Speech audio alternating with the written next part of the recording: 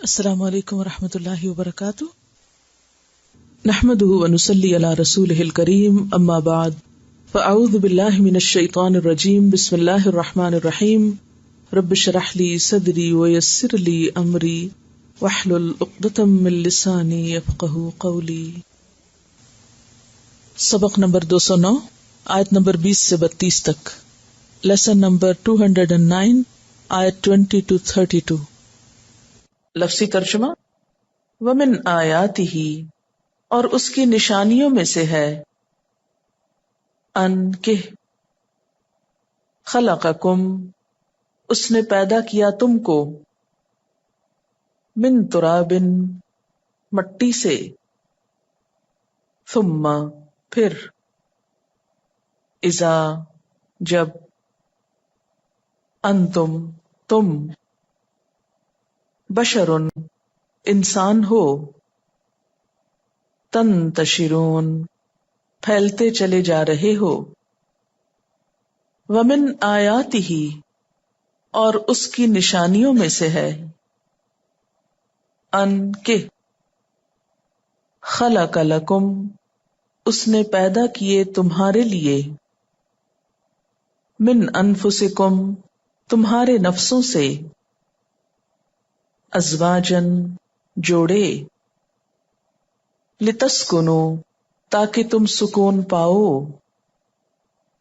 الیہا، ان کی طرف، وجعل، اور اس نے بنائی، بینکم، تمہارے درمیان، مودتن، محبت، ورحمتن، اور رحمت، ان، بے شک، فی ذالک، اس میں، لآیات، البتہ نشانیاں ہیں، لقوم، ان لوگوں کے لیے، یتفکرون، جو غور و فکر کرتے ہوں، ومن آیاتہ، اور اس کی نشانیوں میں سے ہے، خلق السماوات والارض، پیدائش آسمانوں اور زمین کی، واختلاف،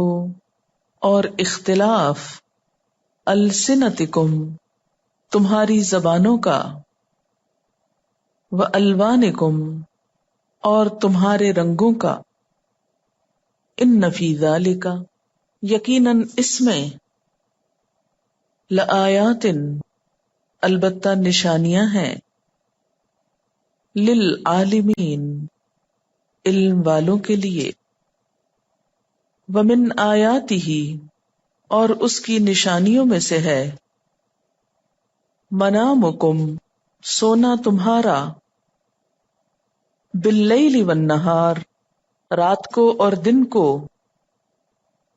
وابتغاؤکم، اور تلاش کرنا تمہارا، من فضلہ، اس کے فضل میں سے،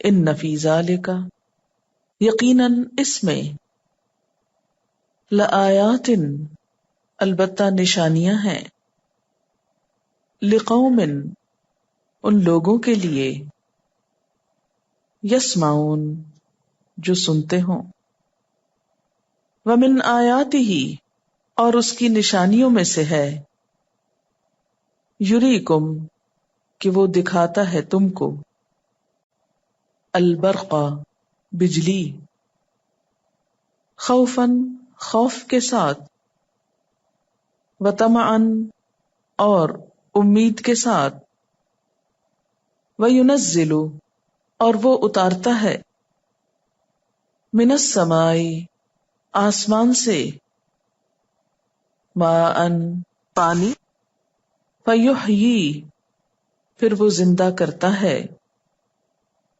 بہ، ساتھ اس کے، الارض، زمین کو، بعد موتہا، اس کی موت کے بعد، ان فی ذالک، یقیناً اس میں، لآیات، البتہ نشانیاں ہیں، لقوم، اس قوم کے لیے یعقلون جو عقل رکھتی ہو، ومن آیاتہ اور اس کی نشانیوں میں سے ہے، ان کے تقوم السماء قائم ہے آسمان، والارض اور زمین،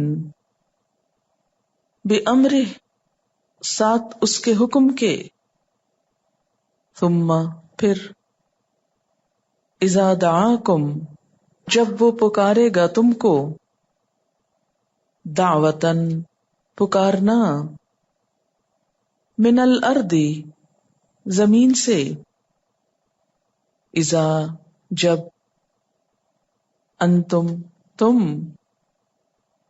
تخرجون تم نکل آؤ گے، وَلَهُ اور اسی کے لیے ہے، من فی السماوات جو بھی آسمانوں میں ہے، والارض اور زمین میں، کلن سب کے سب، لہو اس کے لیے، قانتون فرما بردار ہیں، وَهُوَ الَّذِي اور وہ اللہ وہ ذات ہے، یبدأ الخلق جو ابتدا کرتا ہے تخلیق کی، ثم یعیدہ پھر وہ لوٹائے گا اس کو، وہوا اور وہ، اہون زیادہ آسان ہے، علیہ اس پر، وَلَهُ اس کے لیے ہے، المثل الاعلی بلند مثال، فی السماوات والارض آسمانوں میں اور زمین میں،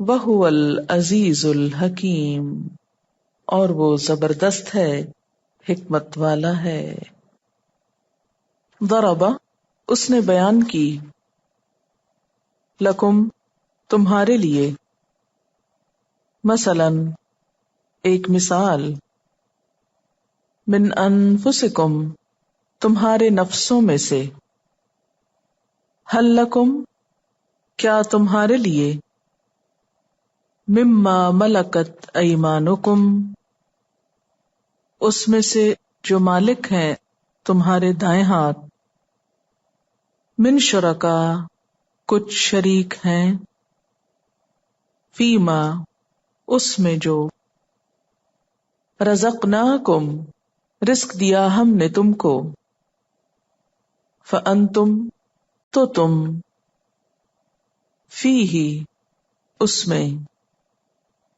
سواء برابر ہو، تخافونہم تم ڈرتے ہو ان سے، کخیفتکم مانند ڈرنے تمہارے، انفسکم اپنے نفسوں سے، اپنے جیسوں سے، کذالک اسی طرح، نفصل ہم کھول کر رکھتے ہیں، الآیات آیات، لقوم ان لوگوں کے لیے، یعقلون جو عقل رکھتے ہوں، بل اتبع الذین بلکہ پیروی کی ان لوگوں نے، ظلموا جنہوں نے ظلم کیا، اہواءہم اپنی خواہشات کی، بغیر علم بغیر علم کے، فمن تو کون، یہدی ہدایت دے سکتا ہے، من جس کو، اضل اللہ گمراہ کر دے اللہ، وما لہم اور نہیں ان کے لیے، من ناصرین مددگاروں میں سے، فاقم پس قائم رکھو، وجہ کا اپنے چہرے کو، للدین دین کے لیے، حنیفاً یکسو ہو کر، فطرت اللہ، اللہ کی فطرت، التی، وہ جو، فطر الناس، اس نے پیدا کیا لوگوں کو،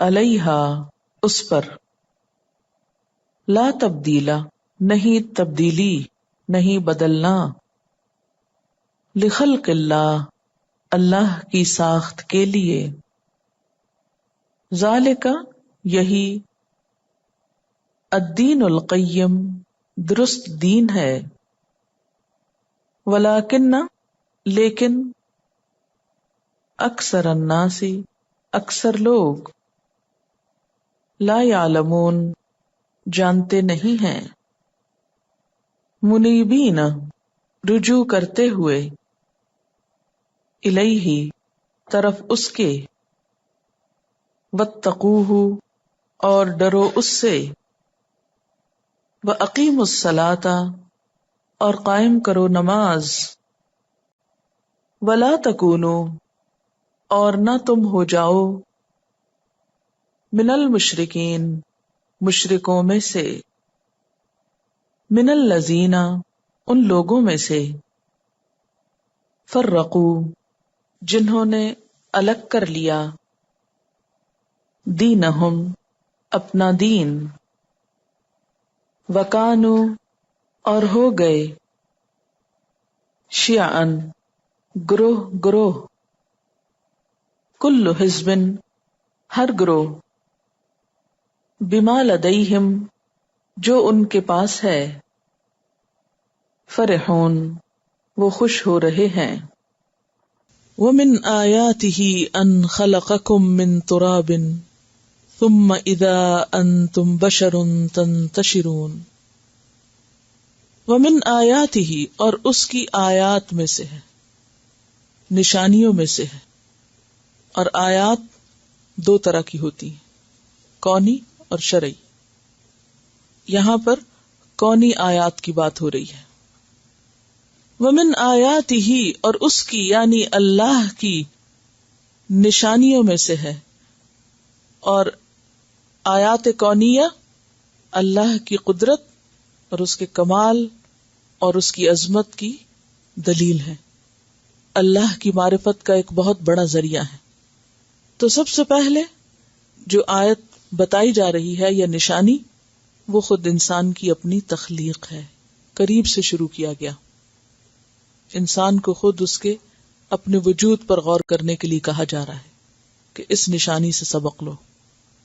اور سورۃ الروم بیسیکلی سورۃ الآیات ہے، اس میں آپ ذرا ہوم ورک لکھ لیجئے کہ آیات کا لفظ کتنی دفعہ آیا ہے یہ گننا ہے، کیونکہ بہت دفعہ آئے گا۔ تو ومن آیاتہ ان خلقکم، یہ اس کی نشانیوں میں سے ہے کہ اس نے تم کو پیدا کیا ہے، تمہاری تخلیق کی، تم کو پیدا کیا، انسان کو، بندر نہیں، من ترابن، مٹی سے، یعنی تمہاری اصل مٹی سے ہے، اور سب سے پہلا انسان آدم علیہ السلام، یعنی جو انسان سب سے پہلے بنا تھا، اس کو اللہ نے مٹی سے بنایا، اپنے ہاتھ سے بنایا، اور مٹی بظاہر دیکھنے میں اس میں کوئی عقل نہیں، کوئی فہم نہیں، کوئی حرکت نہیں، کوئی جذبات نہیں، کوئی احساسات نہیں، کوئی شعور نہیں، کچھ بھی نہیں، لیکن کیا ہوا پھر؟ ثم اذا انتم بشر تنتشرون، پھر جب تم انسان ہو چلتے پھرتے، منتشر ہوتے، یعنی ایک ایسی چیز کہ جس کے اپنے اندر کوئی لائف نہیں، ڈیڈ ہے، اس میں سے تمہیں بنا کر چلتے پھرتے انسان کی شکل میں ڈھال دیا۔ ثم کا لفظ جو ہے تراخی زمان کے لیے بھی آتا ہے اور تراخی فی الرتبہ کے لیے بھی آتا ہے۔ تراخی کس کو کہتے ہیں؟ تراخی ڈھیل دینا، مہلت دینا، تو مراد اس سے معنی پھر کیا ہوگا کہ کچھ مدت گزرنے کے بعد، یعنی تمہیں مٹی سے بنایا اور کچھ ہی مدت گزری کہ تم آدمی بن کے زمین میں پھیل گئے، تنتشرون، نشر ہو گئے۔ نشر کا کیا مطلب ہوتا ہے؟ پھیلنا، پھیل گئے۔ ایک آدم کو بنایا اور پھر ان سے حوا کو، اور پھر زمین بھر گئی انسانوں سے، یعنی یہ اللہ کی نشانی ہے. یعنی کچھ ہی عرصہ گزرا کہ انسان ہی انسان ہر طرف نظر آنے لگے زمین پر. اور پھر اذا کا لفظ جو ہے یہ اذا فجائیہ ہے، تب یعنی اچانک کے معنوں میں. یعنی اللہ نے تو ایک آدم کو مٹی سے بنایا تھا، پھر اس کا جوڑا بنایا، اور اس کے بعد کیا ہوا؟ انسان چلتے پھرتے زمین پہ پھیل گئے. کہاں کہاں تک پھیل گئے، دور دور کے علاقوں میں. آپ دیکھیے نا ذرا زمین کو. اب تو خیر زمین سمٹ کے انسانوں کے سامنے آ گئی ہے کہ کتنا اس کا سائز ہے، یا کہاں کہاں کیا ہے، کتنے کانٹیننٹس ہیں، اس کے مختلف موسم نے، ہر لحاظ سے انسان نے زمین کو پہچان لیا اس کے ظاہر کے اعتبار سے. تو آدم کو پیدا کیا اور ایک خاص مخصوص علاقے میں اتارا، اور اس کے بعد آپ دیکھیں کہ تنتشرون کو ذرا دیکھتے جائیے کس طرح آبادی پھیلتی گئی پھیلتی گئی پھیلتی گئی اور نارتھ امریکہ تک پہنچ گئی، اور بیچ میں اتنے بڑے بڑے سمندر، اتنے بڑے بڑے اوشنز. یہ کیسے ہوا؟ تنتشرون، پوری زمین بھر گئی انسانوں سے. جدھر جاؤ انسان ہی انسان ہے. برفوں میں بھی رہ رہے ہیں، صحراؤں میں بھی رہ رہے ہیں، جنگلوں میں بھی رہ رہے ہیں، پہاڑوں میں بھی، جزیروں میں بھی، جزیروں کے اندر، پہاڑوں کے اندر، غاروں میں بھی، کہاں کہاں پھیل گئے. آپ ذرا محسوس کیجئے اس کو. مٹی سے آدم بنے، مٹی سے بنے، مٹی آدم بنے، حوا ان کی پسلی سے پیدا کی گئی، اور زمین بھر گئی انسانوں سے. چلتے پھرتے، دیکھتے سنتے، بولتے کھاتے پیتے، حرکت کرتے. ذرا کبھی غور تو کیا کیجیے انسانوں کے ہجوم پر کہ آدم کی اولاد ہے، یہ کر کیا رہی ہے. اور آدم مٹی سے تھے، آدم من تراب، زمین سے نکلے ہوئے اور زمین ہی میں جانے والے. کتنی بڑی نشانی ہے. اور پھر یہ جو انسان کا چلنا پھرنا ہے، اور پھر صرف سیر قدمی نہیں بلکہ سیر قلبی جو ہے اس کی، ذہنی لحاظ سے اس کا سوچ و بچار کرنا اور مختلف چیزوں کو ایکسپلور کرنا اور مختلف چیزوں کی تہہ تک پہنچنا، زمین کی خاک چھاننا، زمین کو آباد کرنا، یہ کیسے ممکن ہوا؟ یہ کون ہے جس نے یہ سب کیا؟ کیا یہ نشانی نہیں؟ کیا یہ سب خود ہو گیا؟ خود کیسے ہو سکتا ہے؟ اور یہاں ہم دیکھتے ہیں کہ اللہ تعالیٰ کیا فرماتے ہیں؟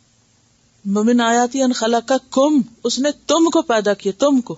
اور تم کون ہے؟ انسانوں کے بندر ہو، انسان ہو نا، تو انسان کو پیدا کیا، انسان کو انسان ہی پیدا کیا. اور اگر یہ مانا جائے کہ وہ انسان سے پہلے کوئی اور مخلوق تھا، تو پھر باقی مخلوقات کے بارے میں کیا خیال ہے؟ گھوڑوں گدھوں کے بارے میں وہ کیا تھے، اور انہوں نے آگے جا کے کیا بننا ہے؟ وہ رک کیوں گئے ہیں سب آگے جانے سے، ترقی کرنے سے؟ تو بات یہ ہے کہ انسان کو اللہ نے مٹی سے بنایا، اور مٹی کی اوپر والی جو سطح ہے زمین کی، اس میں کیا ہے؟ مٹی کے اندر چیزیں، کیلشیم ہے، کاربن ہے، سوڈیم ہے، اور اسی طرح کے کچھ اور کیمیکلز، کچھ نمکیات کا، کچھ چیزوں کا مجموعہ ہے انسان. اور اب یہ بھی پتہ چلا لیا گیا کہ کون سی چیز کتنی ہے انسان کے جسم میں. لیکن اس پرسنٹیج کے اعتبار سے سب چیزوں کو اکٹھا کر کے، مکس کر کے انسان نہیں بنایا جا سکا. اور پھر آپ دیکھیے کہ انسان کو بنانے کے بعد اس کا کس طرح جسم میں گوشت ہے، خون ہے، اور موشن ہے، یعنی حرکت کر سکتا ہے انسان، فلی آٹومیٹک ہے، ہر چیز خود بخود کام کر رہی ہے. مٹی تو یہ سب خود نہیں کر سکتی. تو یہ روح اس کے اندر کس نے ڈالی؟ انسان کو انسان کیسے بنا؟ اور پھر یہ جو لفظ بشر ہے نا، بشر جو ہے وہ کھال والے کو کہتے ہیں نا. اور کھال انسان کی نہ صرف یہ کہ رنگت کا اظہار ہے، بلکہ اس کی شخصیت کو بھی واضح کر رہی ہے. جانوروں میں یہ چیز نہیں ہے. مثلا کسی گھوڑے کو، گدھے کو لے لیجئے، اس کے جسم پر جو بھی کھال بال ہے، اس سے کوئی پتہ نہیں چلتا وہ خوش ہے یا غمگین ہے یا دکھی ہے یا کیا ہے، اس کو کیا نہیں. لیکن انسان کی سکن بتاتی ہے. کیا؟ صرف یہ نہیں بتاتی وہ انیمک ہے یا نہیں، اور کیا بتاتی؟ خوش ہے یا نہیں. اس کی آنکھیں اس کی کھال، اس کا رنگ، اس کا حال حلیہ، اس کے نہ صرف یہ کہ شکل و صورت بلکہ اس کے جذبات کا بھی عکاس ہے. اذا انتم بشرن، بشر کا لفظ بڑا اہم ہے یہاں، انسان لفظ نہیں بولا، بشر.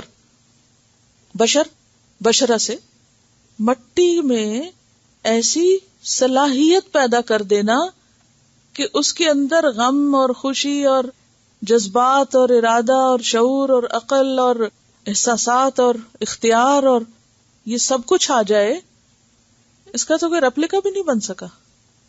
اوریجنلی کچھ بنانا تو بہت دور کی بات. تو کون ہے وہ؟ خود تو نہیں ہوا. کون ہے وہ جس نے یہ سب کیا؟ اس پہ غور کرو.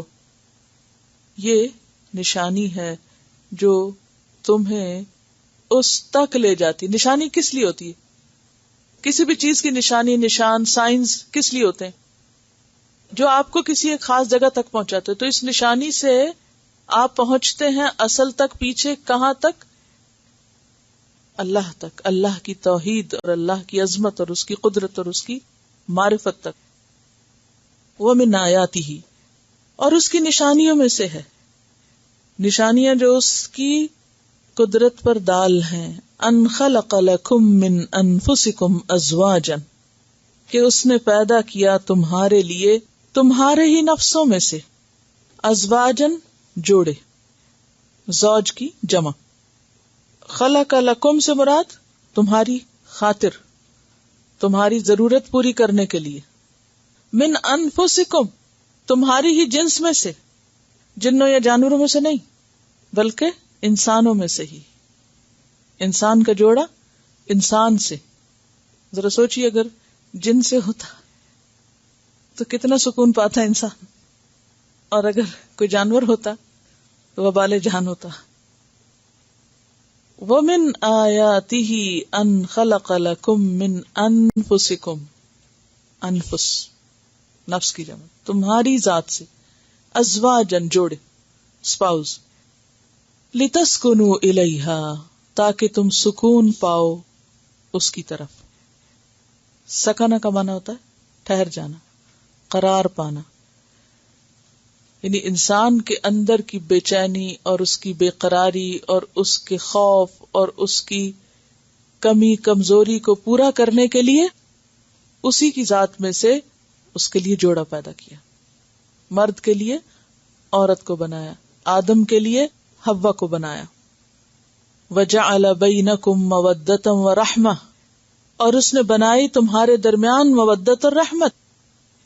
یعنی صرف جوڑا نہیں بنا دیا بلکہ باہم کشش رکھی، جو دو طرح کی ہے. ایک ہے مودت. مودت کا لفظ ود سے ہے، واو دال دال، کسی خیر کی تمنا کرنا. اور یہ حب سے زیادہ بلیغ ہے.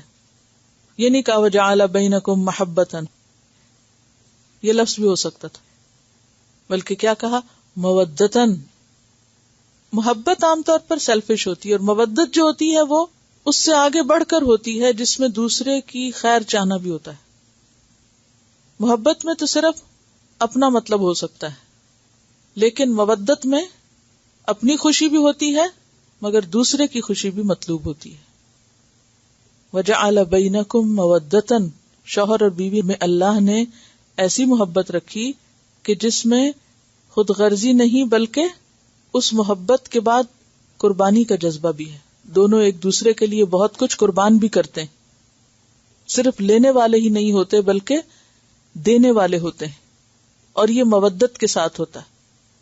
وَرَحْمَةً، اور رحمت. اور بعض نے کہا کہ مودت عورت میں ہوتی ہے اور رحمت مرد میں ہوتی ہے، اور بعض نے کہا دونوں چیزیں دونوں میں ہوتی ہیں. بہرحال یہاں تو جنرلی بات کی گئی ہے. وَجَعَلَ بَيْنَكُمْ مَوَدَّةً وَرَحْمَةً، یعنی دونوں کو ایک دوسرے کی ضرورت بنا دیا. یعنی تم صرف مٹی کے پتلے ہی نہیں ہو، جذبات اور احساسات بھی رکھتے ہو. ان جذبات اور احساسات کی تسکین کے لیے اس نے تمہیں جوڑے کی شکل میں بنایا، اور اس کا مقصد خاص طور پر زواج یا شادی کا مقصد کیا رکھا؟ کیونکہ صحیح جوڑا تو شادی کے بعد ہی ہوتا ہے. اس کا مقصد کیا ہے؟ لِتَسْكُنُوا إِلَيْهَا. تو نکاح کے اہم مقاصد کیا ہیں؟ کہ شوہر اور بیوی ایک دوسرے کے لیے باعث سکون ہوں، باعث رحمت ہوں، ایک دوسرے کے مددگار ہوں، اور اگر ایسا نہ ہو تو پھر دونوں ایک دوسرے کے لیے وبال ہیں، مصیبت ہے۔ اسی لیے آپ نے حضرت ثابت بن قیس کی بیوی سے کہا، جمیلہ شاید ان کا نام تھا، کہ تم باغ واپس کر دو، اور ثابت سے کہا کہ تم طلاق دے دو، کیونکہ نکاح کا اصل مقصد پورا نہیں ہو رہا۔ کیونکہ اس خاتون نے کہا کہ دینی لحاظ سے اس شخص میں کوئی عیب نہیں، لیکن رأسی و رأسہ، یعنی ہم دونوں کی سوچ کوئی نہیں ملتی، یا ہم دونوں میں کوئی کنیکشن نہیں۔ تو کیونکہ نکاح کا اصل مقصد کیا ہے؟ مودت اور رحمت کا وجود ہونا، پایا جانا۔ ٹھیک ہے، انسانی جذبات ہمیشہ ایک لیول پہ نہیں رہتے۔ یہ نہیں ہو سکتا کہ اگر ایک وقت میں محبت اور رحمت کا جو لیول ہے وہ ایک طرح سے، تو دوسرے وقت میں بھی ویسا ہی ہوگا۔ وہ زیادہ بھی ہو جاتا ہے، وہ کم بھی ہو جاتا ہے، وہ اپس اینڈ ڈاؤن ہوتے رہتے ہیں، وہ صبح شام ہوتی رہتی ہے اس میں۔ لیکن اگر کسی جوڑے میں یا کسی تعلق میں سرے سے ہے ہی نہیں، تو پھر وہ فطرت کے مقاصد پورے نہیں کرتا، وہ برائے نام چیز ہے۔ اصل چیز کیا ہے؟ لِتَسْكُنُوا إِلَيْهَا، اور یہ بھی انسان کی ایسی ہی ضرورت ہے جیسے کھانا پینا ضرورت ہے۔ اللہ نے انسان کو جانور نہیں بنایا، انسان بنایا، اور انسانوں کے درمیان پسندیدہ چیز کیا ہے؟ باہم محبت اور رحمت۔ اور بعض نے کہا کہ جعل بینکم مودۃ ورحمۃ سے مراد صرف شوہر اور بیوی کی محبت نہیں، بلکہ عام انسانی تعلقات میں، جیسے بہن بھائیوں کے بیچ میں، ماں اور بچوں کے بیچ میں، اور دوستوں کے بیچ میں، جو آپس میں ایک دوسرے کے لیے شفقت اور رحمت کے جذبات ہیں یا محبت کے جذبات ہیں، یہ بھی انسانی معاشرے کا بونڈ مضبوط کرنے کے لیے ضروری ہیں۔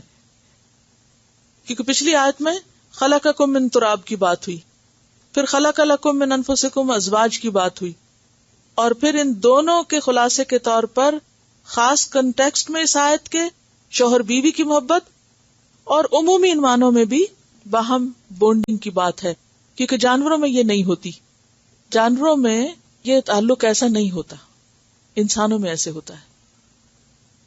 یعنی آپ دیکھیے کہ بہت سے گھوڑے اگر ایک جگہ کھڑے ہیں، یا اگر کبھی جنگل جانے کا اتفاق ہوا تو وہاں پر ایک ہی قسم کے جانور گلے کی شکل میں یا فلاک کی شکل میں یا کٹھے ہو کر بیٹھے ہوتے ہیں، تو آپ نے دیکھا ہوگا کہ ان کے درمیان آپس میں کوئی پیار محبت کی بات نہیں، کچھ نہیں، بس وہ ایک اجڑ کا اجڑ ہے، یا ایک ہجوم کا ہجوم ہے۔ لیکن جہاں صالح انسان رہتے ہوں گے وہاں آپس میں ایک دوسرے کے لیے رحمت، شفقت اور محبت کے جذبات ہوں گے اور ہونے چاہیے۔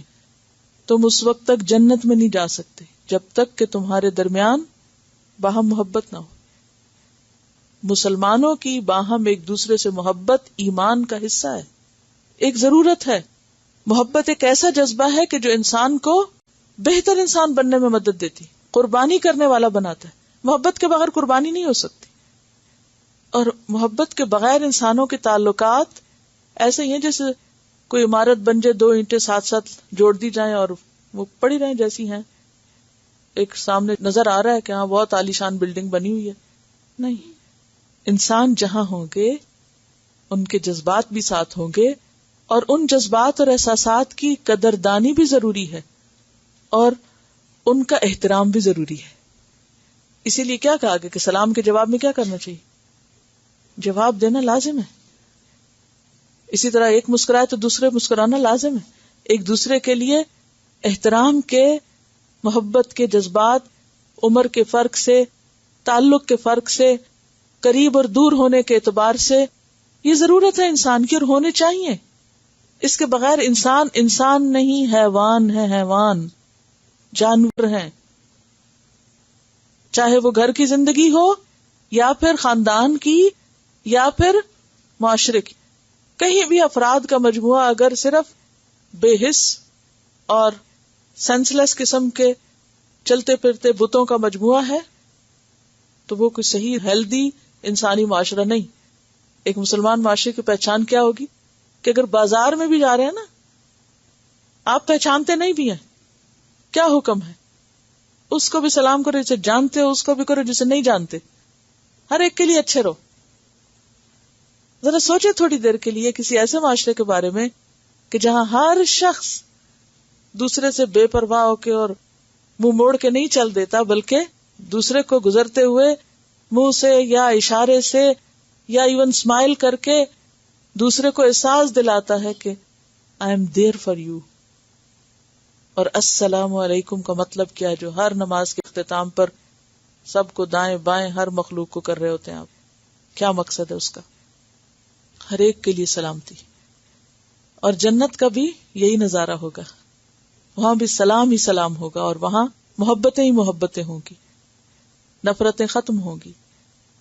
تو اللہ نے تو انسانوں کو ایسا بنایا، لیکن انسانوں نے فطرت مسخ کر کے محبتوں کی جگہ نفرتیں، بدگمانیاں، حسد، بغض اور ایک دوسرے کو کاٹنا شروع کر دیا، اور حیوانی سطح پہ اتر آئے، اور انسان کو اینیمل کہنا شروع کر دیا، ریشنل اینیمل.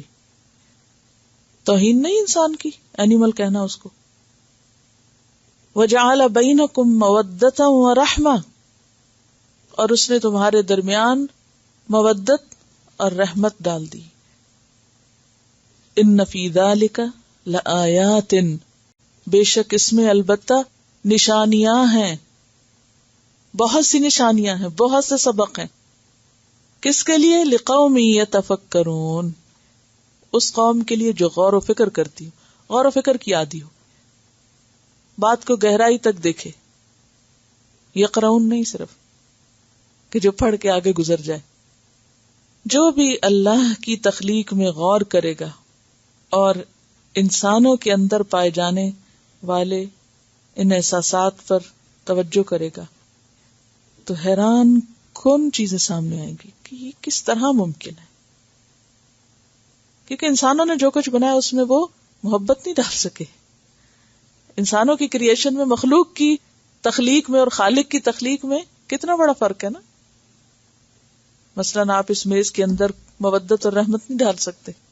کوئی بھی چیز آپ نے جو بنائی ہوئی ہے، کوئی طریقہ ہی نہیں کہ آپ اس کو کچھ انجیکٹ کر کے، کچھ الیکٹریسٹی اس میں ڈال کے یا کوئی اور انرجی ڈال کے آپ اس کے اندر محبت ڈال دیں اور پھڑپڑانے لگے محبت سے، تڑپنے لگے.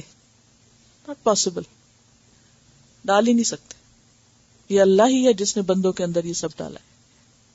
اور پھر آپ دیکھیے کہ خاص طور پر یعنی محبت ویسے تو سب انسانوں سے ضروری ہے کہ انسان ایک دوسرے سے محبت کرتے ہیں، لیکن شوہر اور بیوی کی سب سے زیادہ ضروری ہے، کیونکہ اس محبت کے بغیر دونوں کا تعلق کیا ہے آپس میں؟ جانوروں سے بھی بدتر ہے. کیونکہ ان کے درمیان ایک دوسرے کے لیے کوئی کشش نہیں، کوئی تعلق نہیں. اور پھر شوہر اور بیوی کے درمیان اگر محبت کا تعلق نہیں ہوتا تو سب سے زیادہ زندگی دوبر ہو جاتی ہے. یہ سب سے بڑی مصیبت ہوتی ہے انسان کے لیے کہ انسان کو کسی کے ساتھ بھی رہنا ہے اور اس کے لیے جذبات بھی کوئی نہیں. یہ بہت بڑی مصیبت ہے کہ دونوں کو ایک دوسرے کا طالب اور مطلوب ہونا چاہیے. اور جہاں تک عام لوگوں کے ساتھ تعلق ہے محبت کا تو وہ صرف اللہ کے لیے ہونی چاہیے. یہ بھی یاد رکھیے، جو محبت اللہ کی خاطر نہیں ہوگی وہ انسان کے لیے بہت بڑا فتنہ ہوگی. اس بات کو بھی چلتے چلتے سمجھ لیں.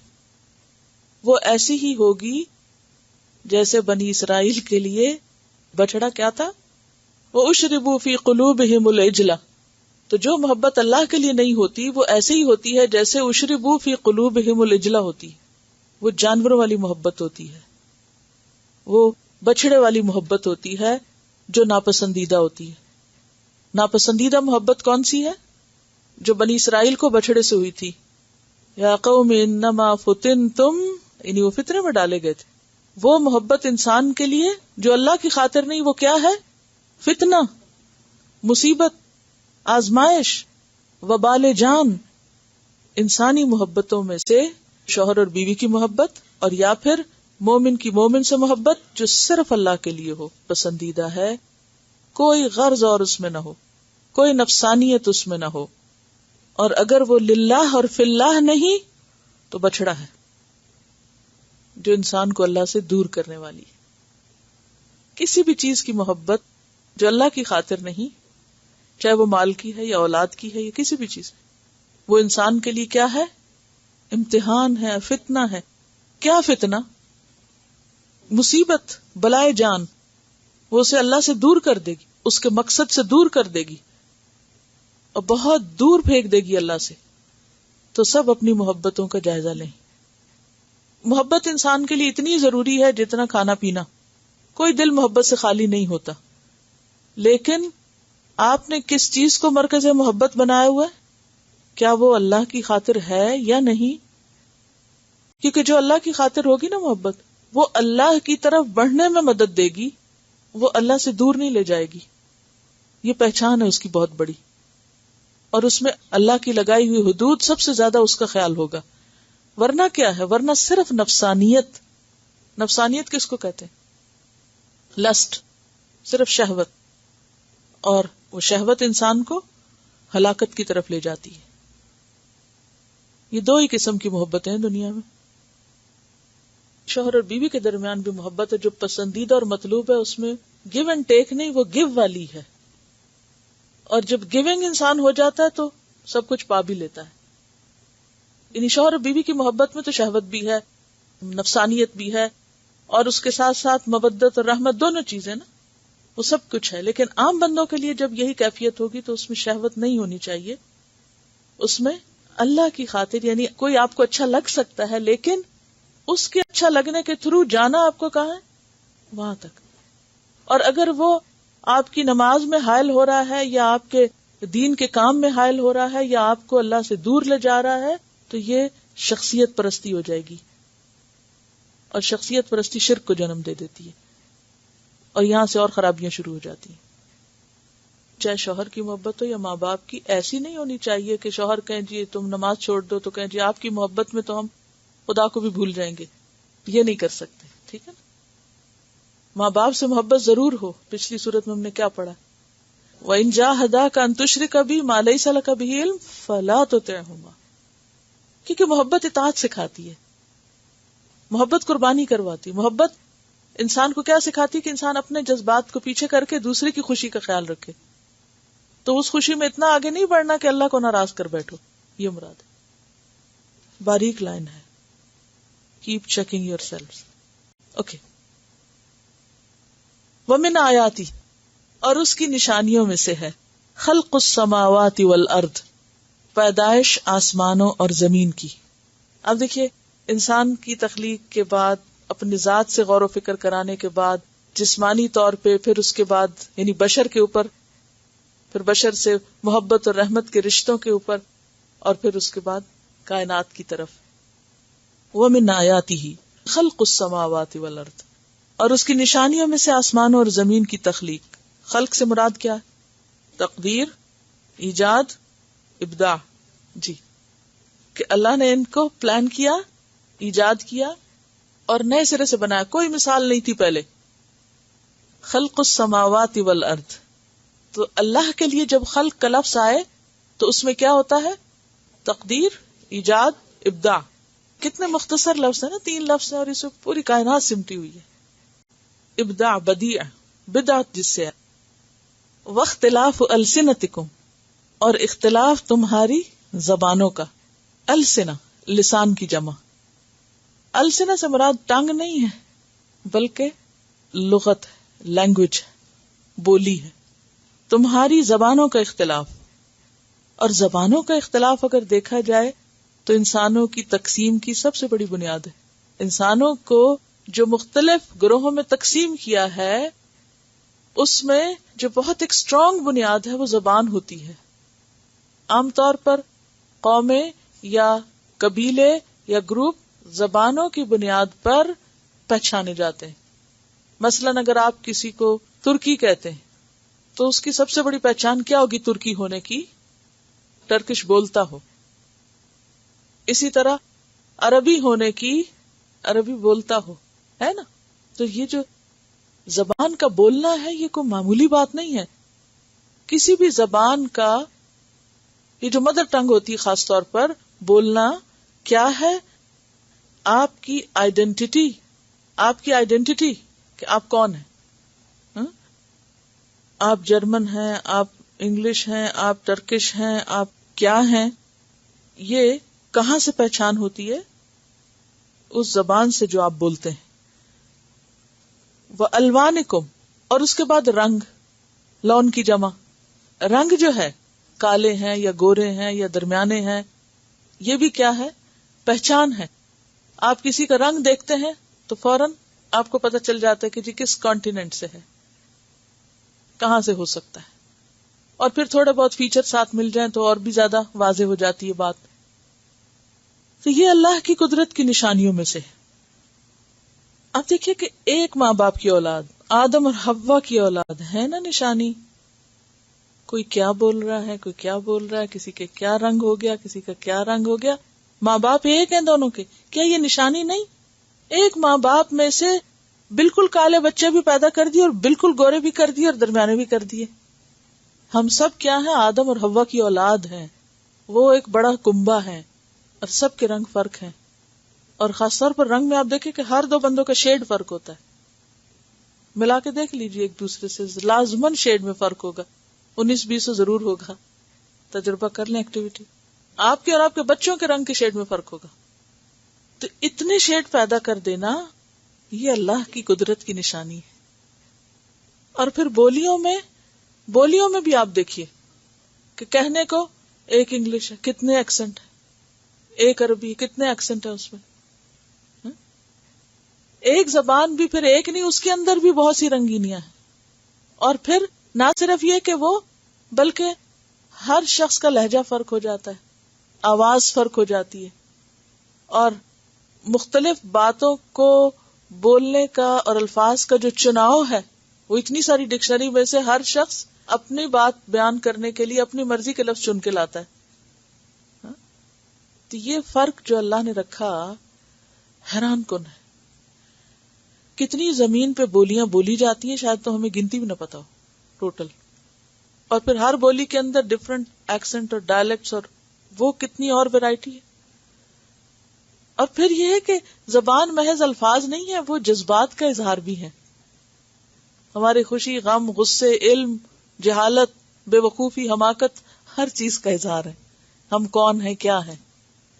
تو السنہ میں انسان کی بولی، لہجہ، فصاحت، ادا، بیان، ساؤنڈ، سٹائل، سب کچھ کاؤنٹ کرتا ہے.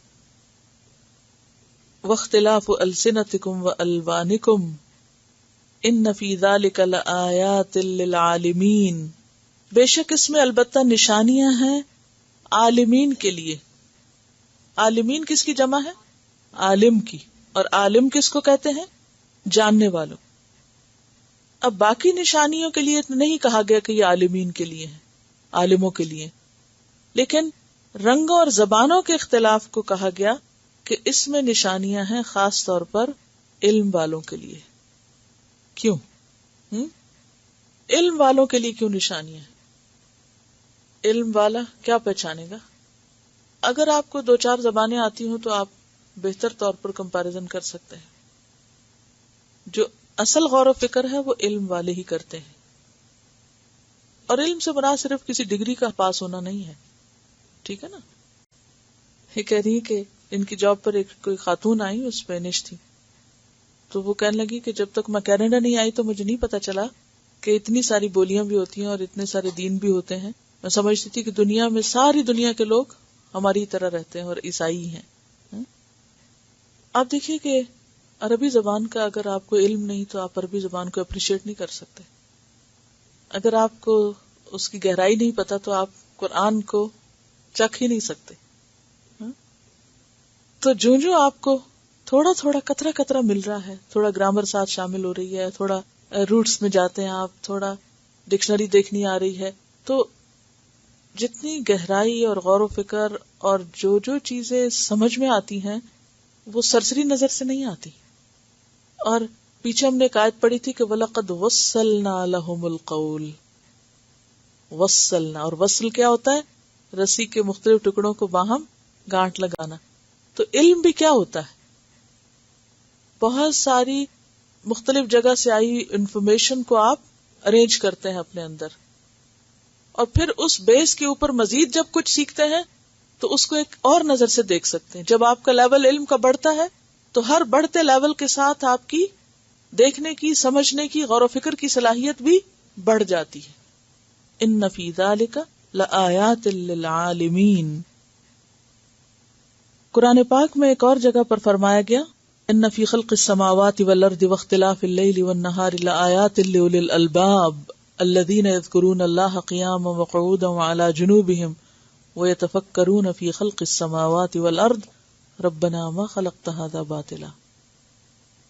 بالکل، یعنی کہ جس طرح آیت میں ایک طرف آسمان و زمین کی بات ہو رہی ہے، دوسری طرف زبانوں اور رنگوں کی بات ہو رہی ہے، تو اب دیکھیے کہ آسمان و زمین کا لفظ بولتے ہی آپ کے اندر کیا آتا ہے؟ ایک تصور، وسعت.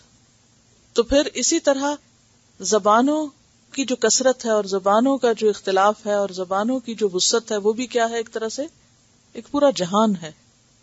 جی ہاں، اور یہ کہ یہ اختلاف ہر جگہ ہے، کہیں بھی آپ چلے جائیں زمین پر، اور یہ سارا ختم ہوگا جا کر آخرت میں جب سب کی زبان ایک ہو جائے گی. ان فی ذلک لآیات للعالمین. سورۃ فاتر 28 میں بھی فرمایا وَمِنَ النَّاسِ وَالدَّوَابِ وَالْأَنْعَامِ مُخْتَلِفٌ أَلْوَانُهُ كَذَلِكَ. کہ رنگ کا جو فرق ہے، بولی کا فرق نہیں. بولی کا یہ کہ ہر جانور کی بولی فرق ہے. مثلا گدھے کی ایک ہی زبان ہے، ایک ہی لغت ہے اس کی، چاہے وہ عرب میں رہے یا عجم میں رہے، وہ کہیں بھی ہو وہ ایک ہی بولی بولتا ہے. اسی طرح باقی جانور بھی. لیکن انسان اس کے مقابلے میں آپ دیکھیں کہ کتنی ورائٹی ہے. تو وَمِنَ النَّاسِ وَالدَّوَابِ وَالْأَنْعَامِ، اور مویشی جانور جو مختلف الوانو، رنگ ان میں سب میں فرق ہے. مثلا بھینسوں میں رنگ دیکھ لیجئے، کالی سیابی ہیں اور اس طرح بھی. تو جانوروں میں رنگوں کا فرق تو بہت ملے گا آپ کو، لیکن زبان ایک ہی طرح کی ملے گی. الا یہ کہ اگر ان کی اسپیشیز میں فرق ہے تو پھر زبان فرق ہو جاتی ہے. جیسے پہاڑی کوا اور طرح بولتا ہے اور میدانی اور طرح، تھوڑا سا بس وہ ساؤنڈ کا فرق ہو جاتا ہے. جی ہاں، تھوڑی سی تلاوت سن لیجئے تاکہ آپ فریش ہو جائیں، پھر اس کے بعد آگے چلیں گے. نعمت ہے جو اللہ اس کو دے، یعنی زبانوں کا جاننا جو ہے یہ ایک نعمت ہے، کیونکہ الانسان عدو لما جہل بہ. انسان اس چیز کا دشمن ہوتا ہے جس کو وہ جانتا نہیں ہوتا. تو لیک آف کمیونیکیشن جو ہے وہ بہت سے جھگڑے فساد کا سبب ہوتا ہے. جب انسان ایک دوسرے کی بات جانتا نہ ہو، سمجھتا نہ ہو، جیسے آتا ہے نا زبان یار من ترکی و من ترکی نمی دانم، تو پھر دوستی نہیں ہوتی. کہ اگر دوست کی زبان ترکی ہو اور مجھے ترکی نہ آتی ہو تو دوستی کہاں تک رہے گی؟ سائن لینگویج سے کتنے دن بات کر سکتے ہیں آپ، یا آپ اس کی یا وہ آپ کی سیکھے گا تو تبھی دوستی ہوگی نا. تو انسانوں کے درمیان باہم محبت اور موافقت کا ایک ذریعہ یہ بھی ہے. پیچھے محبت اور مودت کی بات ہوئی نا انسانوں کے درمیان، تو اصل تو اللہ کی خاطر ہونی چاہیے، لیکن زبان اور رنگ بہت بڑا فیکٹر ہوتے ہیں. کہیں آپ دنیا کے کسی گوشے میں چلے جائیں، اگر آپ کو اپنی زبان بولتا ہوا کوئی شخص بھنک پڑ جائے تو آپ ضرور پلٹ کے دیکھیں گے کہ یہ کون ہے، اور اگر کوئی تعلق رشتہ نہ بھی ہو جا کے آپ اس کو بلا لیں گے. کتنی جلدی سارے فاصلے ختم ہوتے ہیں زبان جاننے سے. اسی طرح رنگ، اپنے رنگ والے سے جو موانست اور موافقت ہوتی ہے وہ دوسرے رنگ والے سے اجنبیت ہوتی ہے. یہ سب اپنی جگہ ہے، لیکن دین کی خاطر محبت ایک عجیب چیز ہے. جہاں بلال حبشی سیاہ رنگ کے ہوتے ہوئے بھی دوسرے رنگ والوں کے لیے محبوب ہیں. تو اللہ کی خاطر محبت رنگوں اور زبانوں سے اوپر اٹھ جاتی ہے. پھر کسی کو انسان اس پہ نہیں پرکھتا یا وزن کرتا اس کا، اچھا گورے ہو یا کالے ہو، گورے ہو تو اتنا وزن دوں گا اور کالے ہو تو اتنا ملے گا. وہ اس طرح نہیں دیکھتا. وہ کیا دیکھتا ہے؟ ایمان کتنا، تقویٰ کتنا ہے. اور اسی طرح پھر انسان زبانوں سے مروب بھی نہیں ہوتا کہ ہاں جو فلاں بولی بولے گا اس کی تو بڑی ویلیو ہے. دنیاوی معیار اور پیمانے تو فرق ہے، لیکن اگر آپ کو اللہ کی خاطر کسی سے محبت ہے تو اس سے کوئی فرق نہیں پڑتا کہ وہ وقت کی کوئی زبان جانتا یا نہیں جانتا. اب دیکھیے کتنے ہی اچھے اسکالرز ایسے ہیں کہ جن کو انگریزی نہیں آتی یا فرینچ نہیں آتی یا جرمن نہیں آتی، لیکن آپ ان سے بہت محبت کرتے ہیں. میں بعض اوقات ڈفرینٹ عرب اسکالرز کی جب کیسٹ سنتی ہوں تو اس سے پتہ چلتا ہے کہ جیسے وہ بعض اوقات ایک ون ورڈ بھی انگریزی کا نہیں، نہ کوٹ کرتے ہیں نہ جانتے ہیں، لیکن ان کی عزت میں، احترام میں، محبت میں کوئی کمی نہیں آتی، کیونکہ جو وہ جانتے ہیں وہ جانتے ہیں. تو اللہ کی خاطر جب محبت ہوتی ہے تو پھر یہ سارے فرق ختم ہو جاتے ہیں، پھر مقاصد بلند ہو جاتے ہیں. اگر ہم ساروں کے رنگ ایک جیسے ہوتے اور ساروں کی شکلیں ایک جیسی ہوتی اور ساروں کی بولیاں ایک جیسی ہوتی تو زمین پہ کیا خوبصورتی ہوتی. تو یہ بھی اللہ کی نشانیوں میں سے ایک نشانی. ہر نیا بچہ جب پیدا ہوتا ہے تو اس کے ناک نقشہ ہم دیکھنے لگتے ہیں کہ اچھا اس کی شکل کیسی، رنگ کیسا ہے، آنکھیں کیسی ہیں. تو وہ اس وجہ سے بھی ایک نئی خوشی ہوتی ہے، ایک نیا ڈیزائن آ گیا. جیسے آسمان اوپر اور زمین نیچے، اور اس کے باوجود آپس میں موافقت زمین و آسمان کی. اسی طرح رنگ کوئی بھی ہو، زبانیں کوئی بھی ہوں، ایک اللہ کی ذات اگر سب کو توحید اکٹھا کر دے تو پھر کتنی زیادہ باہم موافقت ہونی چاہیے. لیکن چونکہ ہم اللہ کو پہچانتے نہیں، لہٰذا آپس میں بھی محبت نہیں کرتے. یہ ہو نہیں سکتا جو اللہ سے محبت کرے پھر وہ اللہ والوں سے محبت نہ کرے. یہ نہیں ہو سکتا، کیونکہ وہ محبت سب محبتوں کو جمع کر دیتی ہے. جب مرکز محبت اللہ نہیں ہوتا، کوئی اور چیز ہوتی ہے تو اختلاف شروع ہو جاتا ہے، کیونکہ ہر ایک اپنے مرکز کی طرف پلٹ رہا ہوتا ہے. وَمِنْ آیَاتِهِ، اور اس کی نشانیوں میں سے ہے، مَنَامُكُمْ بِاللَّيْلِ وَالنَّهَارِ، سونا تمہارا رات اور دن کو. منام کیا ہے بتائیے؟ مصدر ہے، کون سا؟ میمی. اسی لیے تو نیند ترجمہ کیا جا رہا ہے. تمہاری نیند یا نیند کرنا یعنی سونا تمہارا. اور مصدر میمی اور کیا ہوتا ہے؟ ظرف، اسم ظرف بھی ہوتا ہے. تو تمہاری نیند کا وقت اور جگہ، تمہاری خوابگاہ. لیکن یہاں مصدری معنی کریں گے ہم. اور منامکم مضاف اور مضاف الیہ بھی ہے. ومن آیاتہ کیا ہے؟ یہ بھی مضاف الیہ. ومن آیاتی منامکم، اور منام یا نیند کیا ہے انسان کی؟ وفات صغرا، چھوٹی وفات. ایک روح نکلتی ہے ہر روز جب انسان سوتا ہے، اور ایک روح نکلتی ہے جب انسان فوت ہوتا ہے، وفات کبریٰ.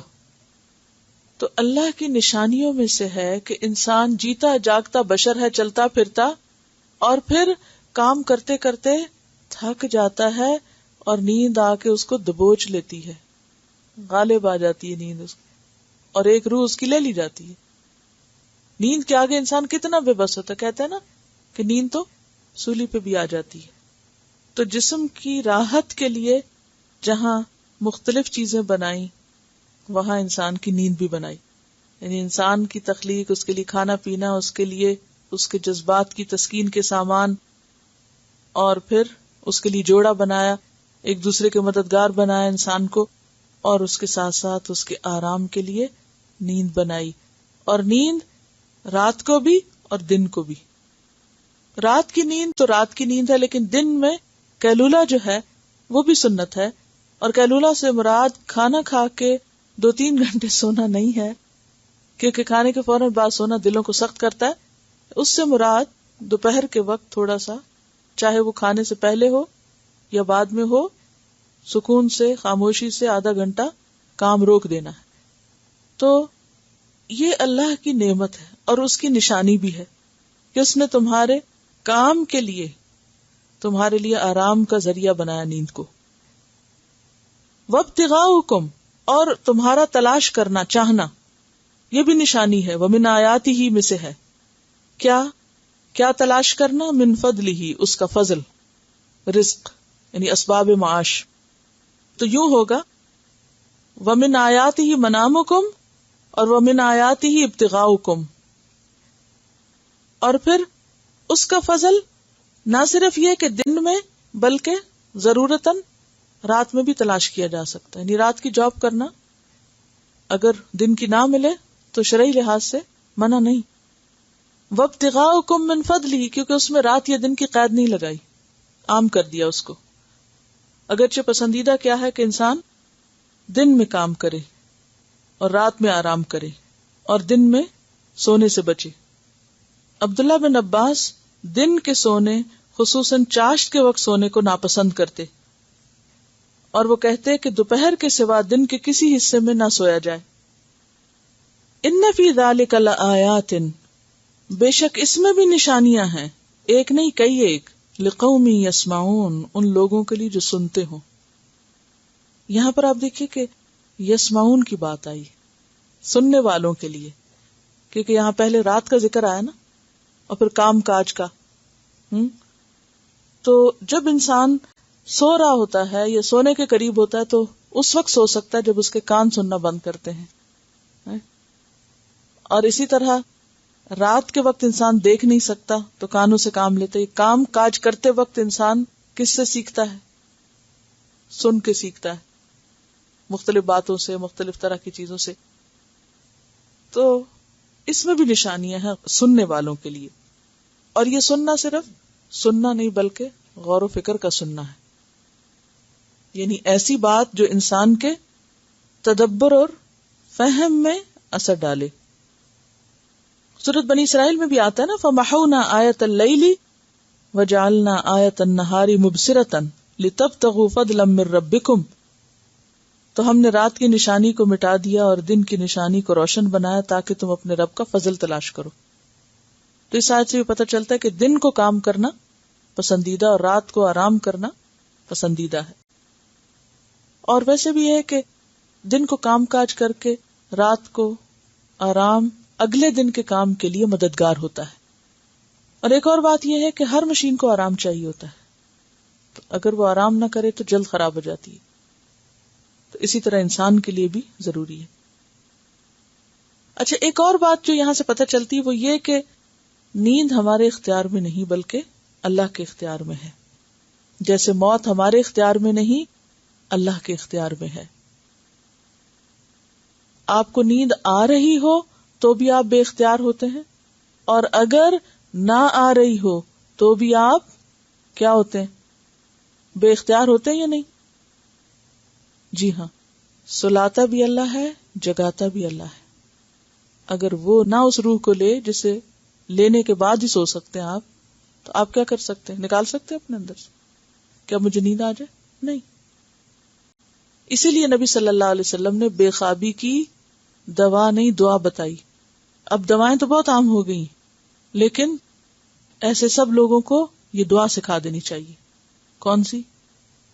اللہم غارت النجوم وہدات العیون وانت حی قیوم لا تأخذک سنۃ ولا نوم اہدی قلبی وانم عینی. اس کو زبانی یاد کر لیں تاکہ اگر کسی وقت نیند نہ آئے تو پھر کھول کے تو کتاب نہیں پڑھ سکیں گے، دل ہی دل میں لیٹے لیٹے پڑھیں گے تو انشاءاللہ نیند بھی آ جائے گی. اور یہ تجربہ شدہ دعا ہے. کسی وقت بھی اگر نیند نہ آئے تو فوراً پڑھیں، آپ دیکھیں گے کہ انشاءاللہ تیسری دفعہ سے آگے نہیں جا سکیں گے. اللہم غارت النجوم، اللہ ستارے ڈوب گئے، یعنی ستارے بھی آرام کر رہے ہیں. وہدات العیون، اور ساری آنکھیں چین پا گئی ہیں، سب لوگ سوئے ہوئے ہیں. وانت حی قیوم، تو زندہ ہے، قائم ہے، تو جاگتا ہے. یا حی یا قیوم انم عینی، میری آنکھ کو سلا دے. وَأَهْدِ لیلی، اور میری رات کو پرسکون کر دے. ایک یہ روایت ہے اور ایک دوسری جو میں نے آپ کو سنائی.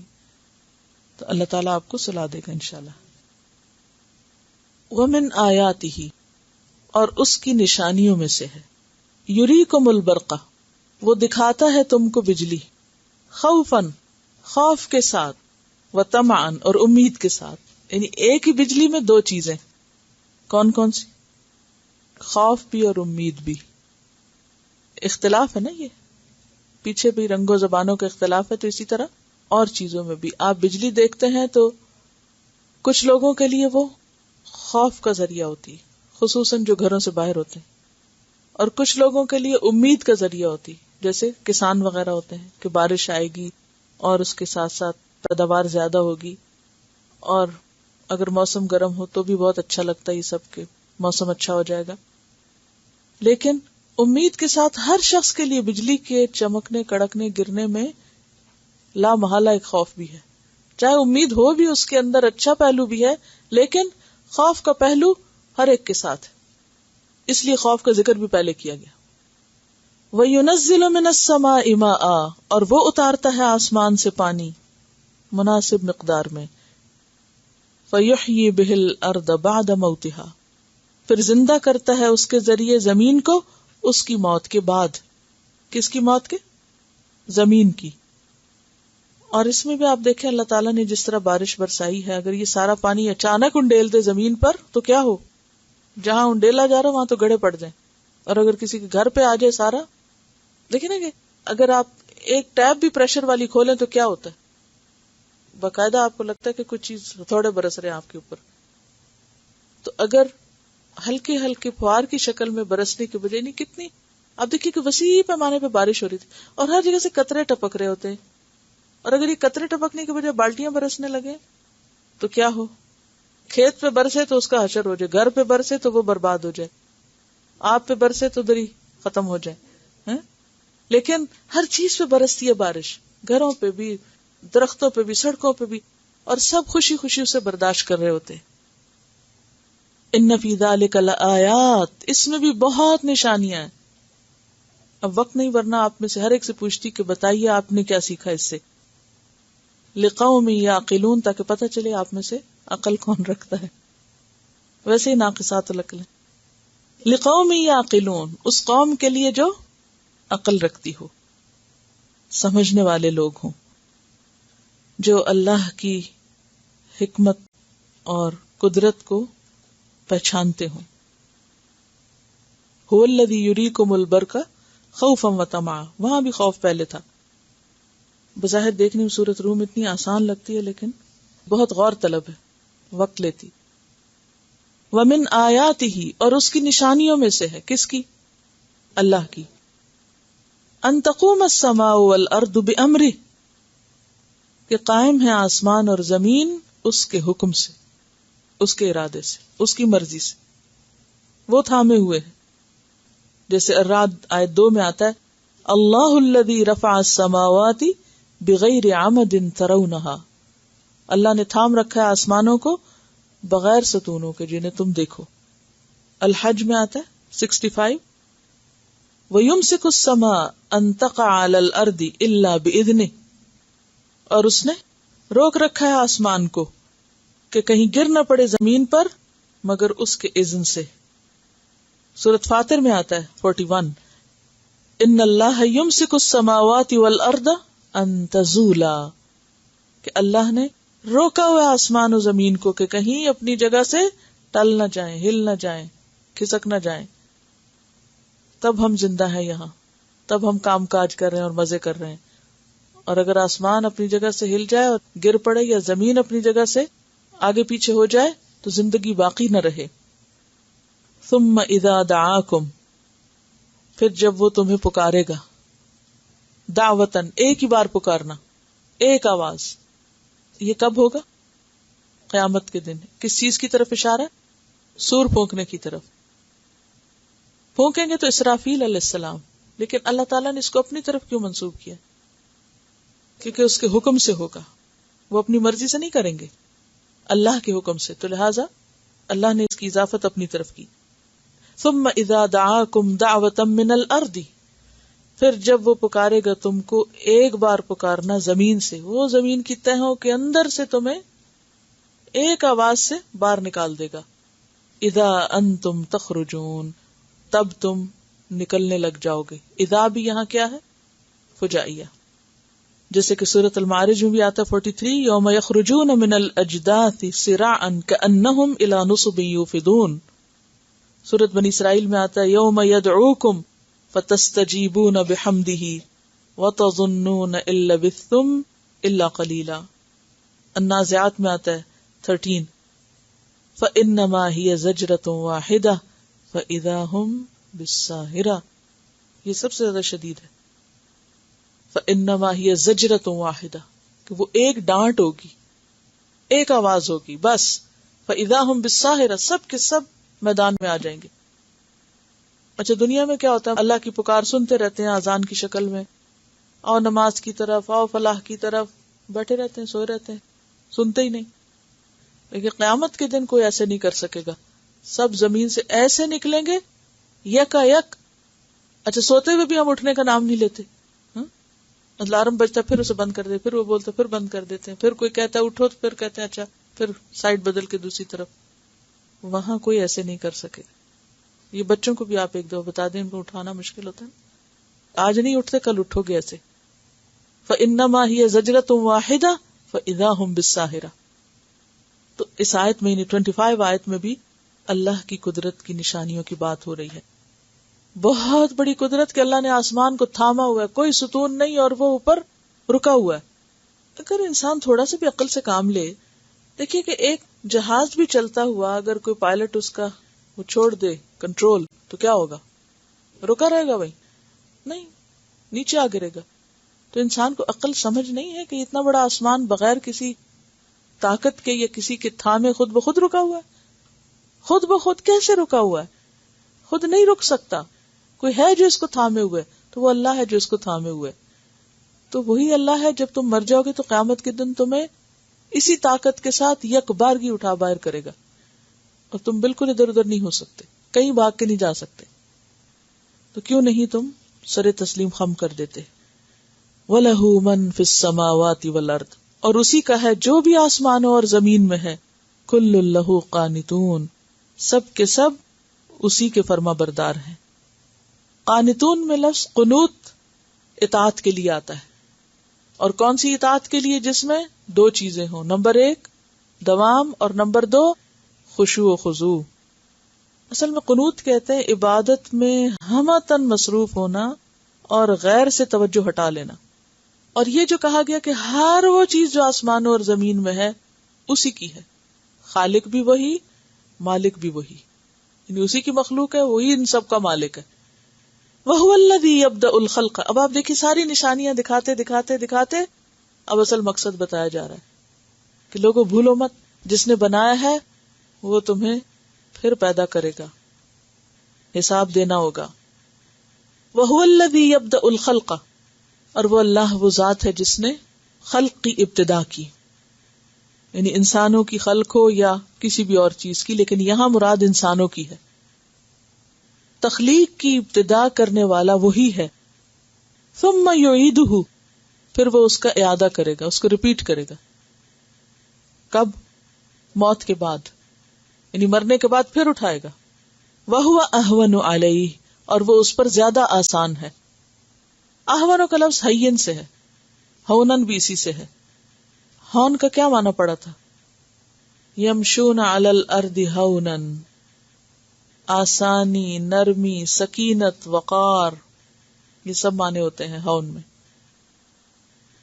اور ہین کہتے ہیں ایسا کام جو کرنے والے کی طاقت اور قدرت کے مقابلے میں بہت کم ہو، یعنی کرنے والے کی قوت بہت ہے، طاقت بہت ہے، اور جو کام ہے وہ اس کے لیے بہت آسان ہے. جیسے آپ کا کسی کاغذ کو اٹھانا کیا ہے؟ کیری کرنا آسان ہے نا، اور اس میز کو اٹھانا مشکل ہے. تو اگر کوئی کہے کہ اس کاغذ کا اٹھانا میرے لیے کیا ہے؟ آسان ہے، تو سمجھ میں آتی ہے نا بات. بتایا جا رہا ہے کہ اللہ نے تم کو پیدا کیا تھا پہلی دفعہ جب تم کچھ بھی نہ تھے، اور دوبارہ پیدا کرنا تو اور بھی آسان ہو گیا، اگرچہ پہلا بھی مشکل نہیں تھا اس کے لیے. اس کا یہ مطلب نہیں کہ پہلی دفعہ پیدا کرنا مشکل تھا، پہلی دفعہ بھی مشکل نہیں تھا، لیکن دوبارہ تو اور بھی آسان ہے، آسان تر ہے، یعنی ابتدا کی نسبت. وَلَهُ الْمَثَلُ الْأَعْلَى فِي السَّمَاوَاتِ وَالْأَرْضِ، اور اسی کے لیے ہے اعلی مثال آسمانوں میں اور زمین میں. مثل کا کیا معنی ہوتا ہے؟ مثل کس کو کہتے ہیں؟ پڑھ چکے ہیں نا پیچھے. مشابہ، ایک ہوتا مثل اور ایک ہوتا مثل. مثل وصف کے لیے آتا ہے نا، اور مثل مشابہ کے لیے. کیا یہ انسان کے لیے استعمال ہوتا ہے مثل یا مثل؟ ہوتا ہے مثال. لیکن قرآن میں 2 دفعہ اللہ کے لیے آیا ہے اور ال کے ساتھ آیا ہے. باقی جس کے لیے بھی آیا ہے وہ مثل الذین یا مثال ال کے بغیر ہے، اور اللہ کے لیے ال کے ساتھ ہے. تو یہاں کس کے ساتھ ہے؟ لام تعریف کے ساتھ. وَلَهُ الْمَثَلُ الْأَعْلَى، تو مثل نہیں ہے، یہاں المثل ہے، یعنی ایسا وصف جو کسی دوسرے میں ممکن نہیں. مثل کا معنی پہلے لکھیں وصف، تعریف، شان. الاعلی، اعلی. اللہ کی مثال سب سے اعلی ہے، ارفع ہے. فی السماوات والارض، آسمانوں میں اور زمین میں، یعنی کوئی اس کی مثال جیسی چیز ہے ہی نہیں. لم یلد ولم یولد ولم یکن لہ کفوا احد، سورۃ اخلاص آیت نمبر 3 اور 4. پھر تکلیف نہ ہونا آپ کو ڈھونڈنے. وہو العزیز الحکیم، اور وہ زبردست ہے، حکمت والا ہے. کون زبردست ہے؟ اللہ، اور وہ حکمت والا بھی ہے.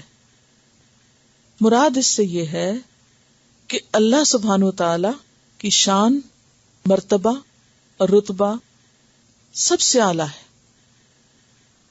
اس کی قدرت بھی تام ہے، حکمت بھی تام ہے، اور وہ ایک ہے اپنی ذات میں، اکیلا. بیسیکلی اللہ کی توحید بیان ہوئی. لیس کمثلہ شیء کا دوسرا رخ ہے. وَلَهُ الْمَثَلُ الْأَعْلَى، یعنی لیس کمثلہ شیء. ضَرَبَ لَكُم مَثَلًا مِّنْ أَنفُسِكُم، ایک طرف اللہ کی مثال بیان ہوئی اور اب تمہاری ہو رہی. بیان کرتا ہے تمہارے لیے ایک مثال تمہارے ہی نفسوں میں سے. اور لکم سے مراد یہاں شرک کرنے والے، شرک کرنے والوں کو جو اللہ کے ساتھ دوسروں کو شریک کر دیتے ہیں، ان کو سمجھایا جا رہا ہے کہ اللہ تمہاری ذات سے تمہیں ایک بات سمجھاتا ہے ایک مثال کے ذریعے.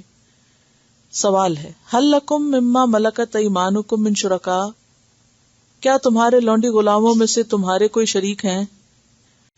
من ما ملکت ایمانکم، اس میں سے جو ملکیت میں ہیں تمہارے دائیں ہاتھوں کے، یعنی لونڈی غلام. من شرکاء، کوئی بھی شریک. اب آپ دیکھیے ایک من استعمال ہو رہا ہے 3 دفعہ اور ہر جگہ معنی فرق ہے.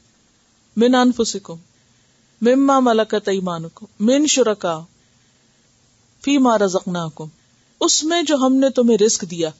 کیا؟ مال. یعنی تمہارے مال میں کیا تمہارے لونڈی غلام شریک ہیں؟ کوئی جوائنٹ اکاؤنٹ کھولا ہوا ہے تم نے؟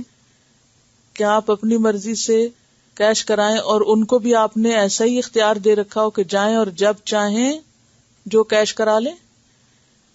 ہے نہیں. کیوں؟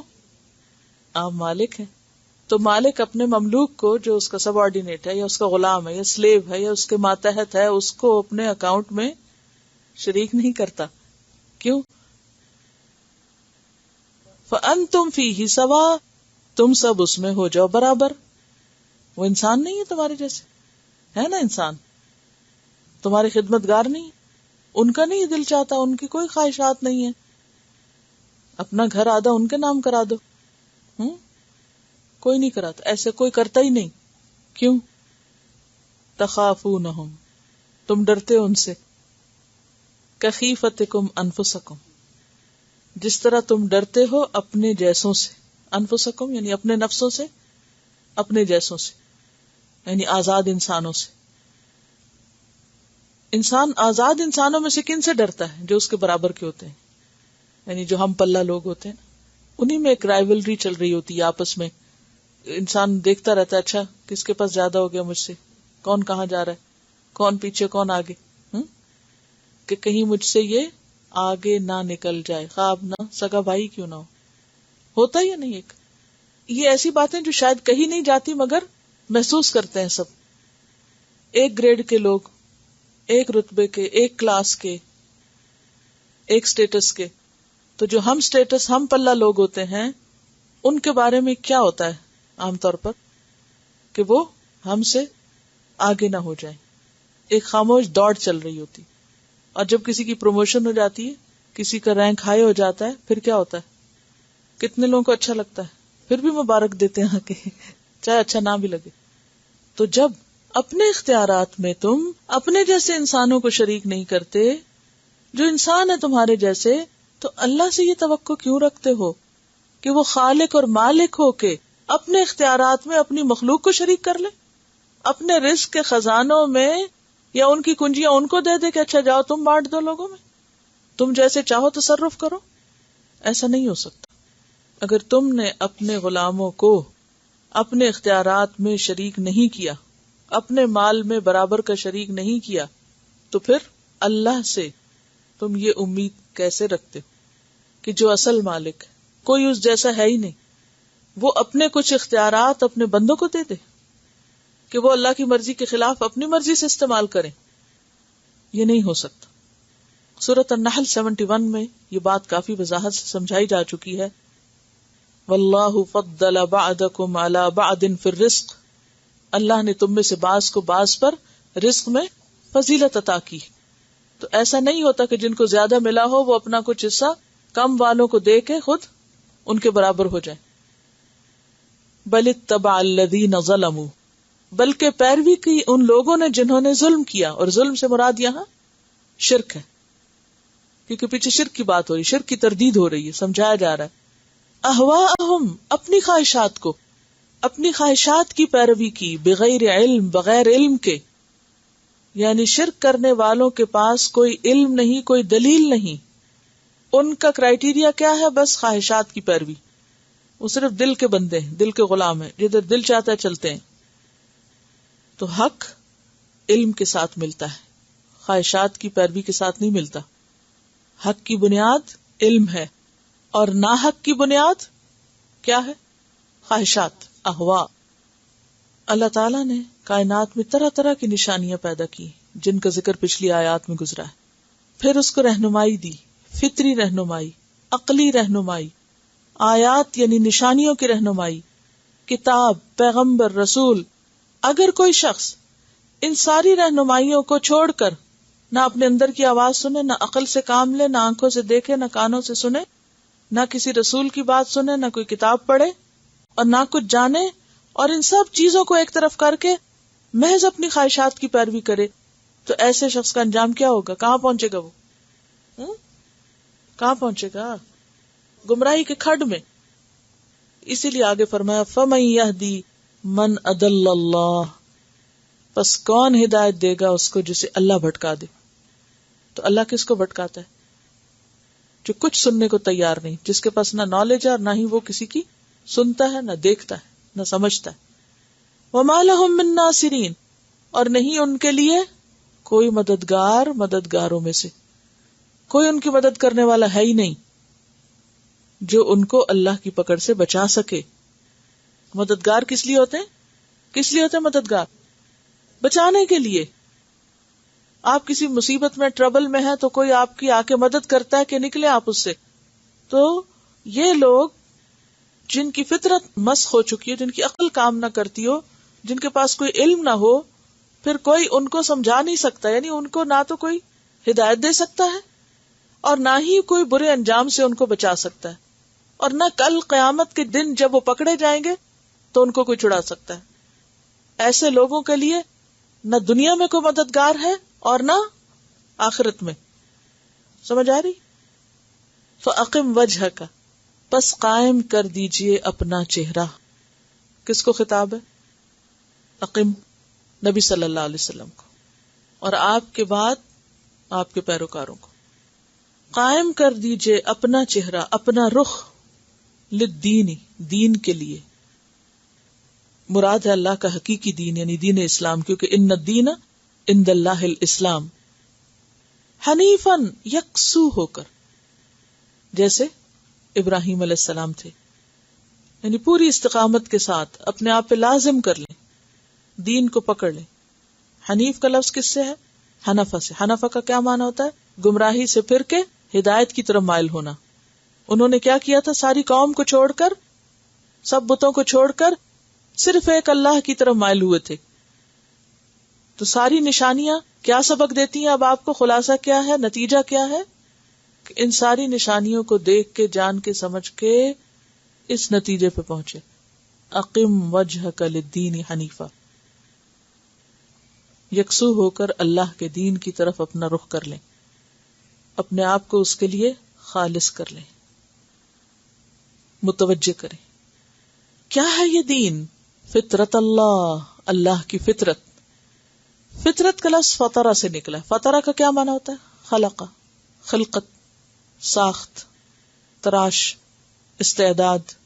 فطرت اللہ، یہ اللہ کی تخلیق ہے، ساخت ہے، ڈھانچہ ہے، التی فطر الناس علیہا، جس پر اس نے لوگوں کو پیدا کیا.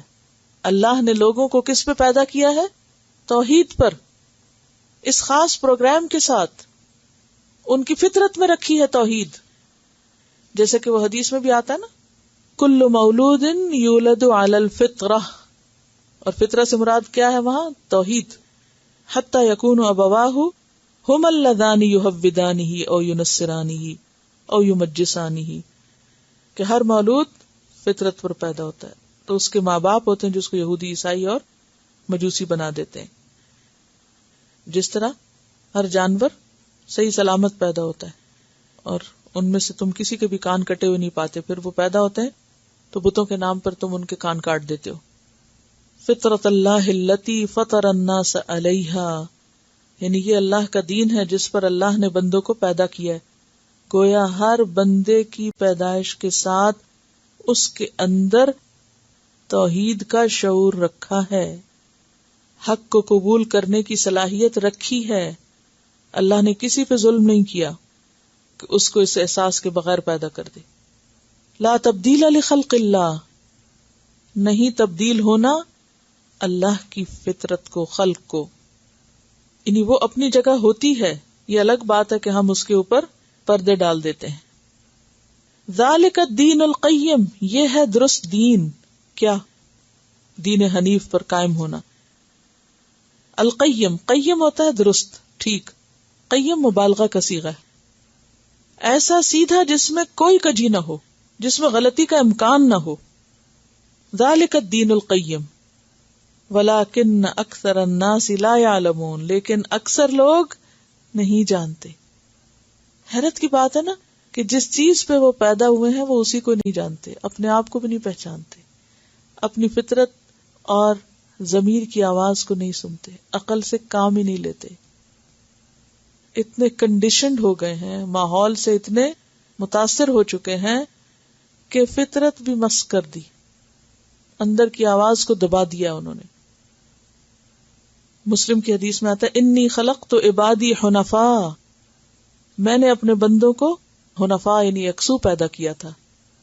فاجتالتہم الشیاطین عن دینہم، تو شیطانوں نے ان کو ان کے دین سے اکھیڑ دیا، ہٹا دیا. یعنی انسان اپنے ماحول سے متاثر ہو کر بھٹک جاتا ہے. بات یہ ہے کہ انسان اپنی بناوٹ کے اعتبار سے، اپنی تخلیق اور اپنی فطرت کے اعتبار سے کیا چاہتا ہے؟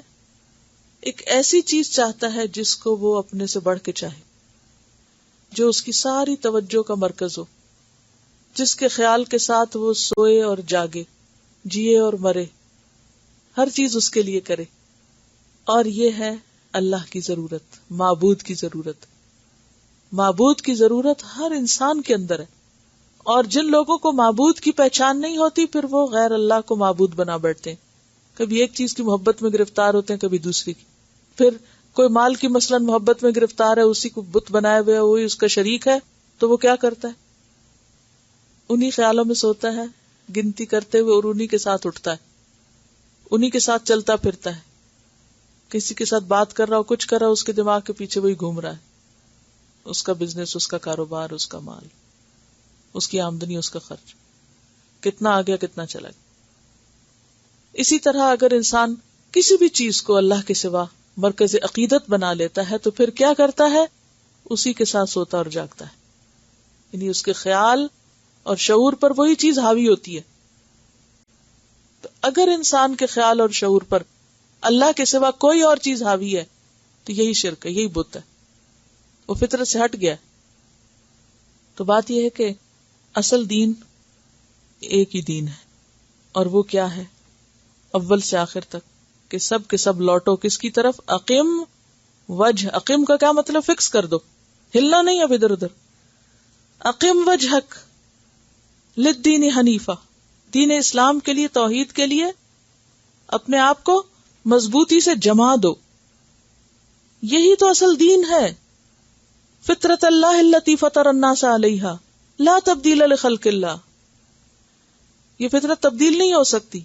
ہاں اگر تم اس کو اللہ کی معرفت نہیں دو گے، توحید کا سبق نہیں دو گے، تو پھر وہ کیا ہوگی؟ ادھر ادھر بھٹکے گی. اسی کو گمراہ ہونا کہتے ہیں. ذالک الدین القیم، یہی دین ہے درست ہے. کون سا؟ توحید پر قائم ہونا. ولکن اکثر الناس لا یعلمون. آپ کو معلوم ہے نا انسانوں کو جب اللہ نے پیدا کیا تھا تو کیا کیا تھا؟ سب کو اکٹھا کر کے واشہدہم علی انفسہم الست بربکم، پہچان کرائی تھی نا اپنی. قالوا بلا، سب نے اقرار کیا ہوا ہے اور وہ ان کے اندر رچ بس گیا ہے. اس لیے جو لوگ فطرت پر ہوتے ہیں، سچے ہوتے ہیں، وہ اسلام کی بات، قرآن کی بات پڑھتے ہی دیکھتے ہی فوراً کیا کرتے ہیں کہ یہ تو ہمارے اندر تھی، یہ ہم اسی کی تو تلاش میں تھے، یہی تو چاہیے تھا ہمیں، یہ کیوں نہ ملا ہمیں اب تک. یعنی بعض لوگوں سے اگر آپ ملیں تو وہ سچے ہوتے ہیں، سچائی پر ہوتے ہیں، سچائی کی تلاش میں ہوتے ہیں. تو جو ہی ان کو وہ چیز ملتی ہے جس کی وہ پیاس رکھتے ہیں، تو جب جا کر ان کی زندگی میں ٹھہراؤ اور قرار آتا ہے کہ ہاں اب وہ چیز ملی جس کو وہ ڈھونڈ رہے تھے. ہے ہر انسان کے اندر، لیکن کچھ لوگ جو ہیں وہ اپنے ماحول کے اثر سے کیا کرتے ہیں، اوپر ان کے گرد پڑتی رہتی ہے، پردے پڑتے رہتے ہیں، اور اگر دل سے کوئی آواز اٹھے تو وہ کیا کرتے ہیں، پھر اس کو سلا دیتے ہیں، ضمیر سلا دیتے ہیں، شعور سلا دیتے ہیں، عقل بند کر دیتے ہیں، سوچنا چھوڑ دیتے ہیں. کیونکہ کوئی بھی سوچے تو لوگ کیا کہتے ہیں اس کو، زیادہ نہ سوچا کرو. آپ کی ویسے تو کوئی بیماری نہیں، بس صرف آپ سوچتی بہت ہیں. آپ سوچنا چھوڑ دیں. قرآن کہتے ہیں سوچو، اور لوگ کہتے ہیں سوچنا چھوڑ دو. سوچیے نا ذرا. تو انسان کو ضرورت ہے ایک دین کی. آج بھی آپ دیکھیں دنیا میں جتنا فساد ہے وہ اسی وجہ سے کہ لوگوں کو اصل چیز نہیں ملی، وہ بے چین ہے. تو وہ کیوں نہ پکڑے آپ کو، وہ بھی آپ پہ ہی پلٹیں گے نا. اگر آپ ان کے ہاتھ میں سچائی دے دیں تو ان کو زندگی کا مقصد مل جائے گا، وہ قرار میں آ جائیں گے، ان کو سمجھ آ جائے گی کہ انہیں کرنا کیا ہے. تو جب بھی مسلمان دعویٰ نہیں کرتے، پوری تاریخ میں آپ دیکھیے، جب بھی مسلمان اپنا کام چھوڑتے ہیں، کیونکہ وہ امانت دار ہے نا، امانت ہے آپ کے پاس ایک بہت بڑی، جب وہ آپ حقداروں تک نہیں پہنچاتے، وہ پہچان نہیں کراتے، تو پھر کیا ہوتا ہے، فطرت اپنا کام خود کرتی.